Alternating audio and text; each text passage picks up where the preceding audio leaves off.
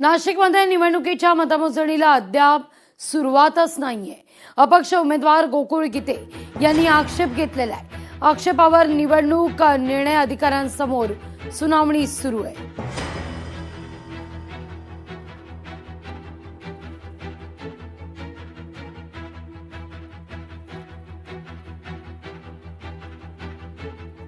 गोकुळ गीते नाशिक मतमोजणी केंद्रावर दाखल झालेले. थेट जाऊया आपले प्रतिनिधी महेश महाले यांच्याकडे. महेश, काय घडतंय नेमकं नाशिकमध्ये? गोकुळ गीते यांनी आक्षेप घेतलेला आहे.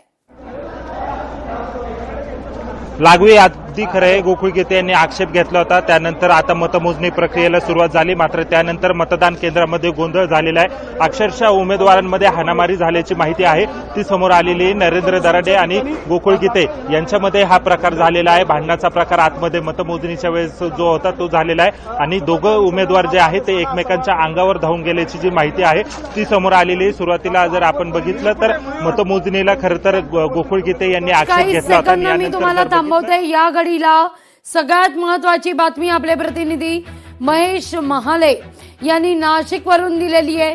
नाशिकमध्ये मतमोजणी केंद्रावर अपक्ष उमेदवार गोकुळ गीते किंबहुना भाजपचे बंडखोर उमेदवार गोकुळ गीते यांनी आक्षेप घेतलेला होता. मतमोजणी दरम्यान काही काळ मतमोजणी थांबवण्यात आली. आता गोकुळ गीते आणि दराडे यांच्यात काहीशी बाचाबाची झाली. परस्परांवर ते धावून गेले अशी बातमी समोर येतेय. लोकशाही मराठी ऐका, पहा, जागरूक रहा.